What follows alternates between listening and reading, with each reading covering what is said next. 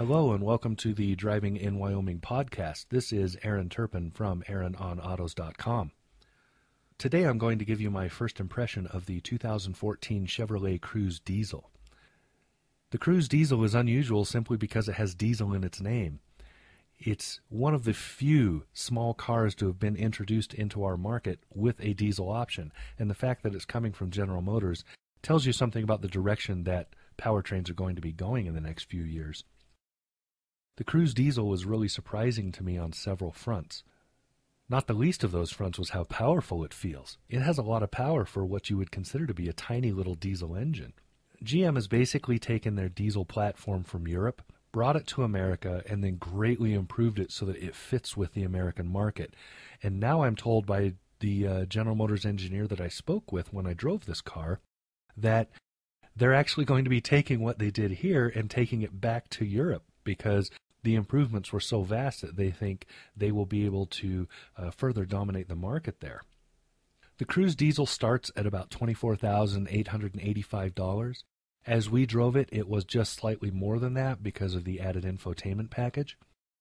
It became available this fall, so it's on the lot right now, or is available for order at least. The first impression you'll have of the Cruze Diesel is that it looks just like any other Chevy Cruze outside of that little green diesel badge on the back of the car. Other than that, though, once you get in it, most of us expect to sit in a diesel, start the engine, and immediately hear that tractor sound that diesel has. There is none of that here. In fact, it's extremely quiet. The Cruze Diesel is one of the quietest cars I've ever sat in.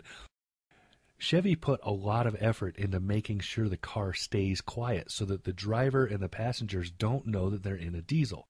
Their goal specifically was to build a diesel-powered car that felt like a gasoline car so that most people would accept it without any question.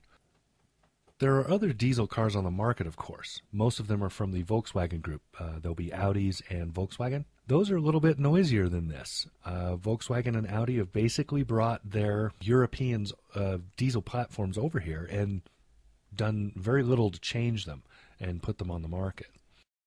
The 2014 Cruze Diesel is an upgrade in this diesel market. So the first thing that most people will notice is that also this is a very upscale Cruze. That explains the price tag a little bit. Here in Wyoming, what matters most is highway and freeway driving. The Cruze Diesel very easily achieves its 46 miles to the gallon highway rating from the EPA. I was able to meet and beat that routinely, except when I tried to drive it as a sports car, which it will do a little bit. This diesel puts out a lot of torque, especially in the lower RPMs. And so it's very fun to drive. From the get-go, you can really, really go. And so that will hurt your fuel economy a little bit, but not as much as you might think. Even doing that, I was still able, driving around town and in the Denver area, I was still able to get almost 40 miles to the gallon, and that was in town, not on the highway. The diesel engine itself is a 2-liter 4-cylinder turbo diesel, and it's coupled to a 6-speed automatic transmission, which is standard in this car. Together, this is highly efficient and very quiet, much quieter than you would expect. It's also a little more sure-footed, and that mostly comes from the fact that the diesel engine is much heavier than the standard 1.4-liter gasoline that normally is in the Cruze. I would imagine that being front-wheel drive, that gives you a little better grip, too, when the weather is bad. The diesel engine itself is outputting 250 pound-feet of torque, and it does that at only 1750 RPM. That is where all of this fun comes from. It also has an overboost. You can get an extra 30 pounds of torque for up to 10 more seconds. When you're passing on the freeway, like I went around a big rig in this car, it would really do it. I mean, it just goes. Now, there are a couple of things about this car that you need to be aware of if you're going to own it. One is that it does not come with a spare tire, not even a little donut spare. That's because the space for the spare tire is taken up by the urea tank, which is used as the aftertreatment for the diesel exhaust. It's a 4.5-gallon tank, and it has to be drained and refilled every 10,000 miles. Costs about as much as an oil change to do that. City mileage is rated at only 27 miles to the gallon. I was able to get almost mid-30s. I was able to get about 34 to 36 most of the time. Take that kind of with a grain of salt, but It is something to think about if you drive around like Cheyenne or Casper a lot.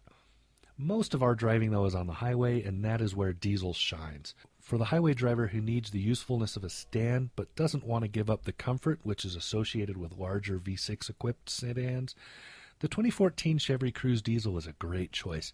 This is a great little commuter car that can also carry around your family. It's big enough to comfortably seat 4, and you can get 5 people in it without having to squeeze the shoehorn too much.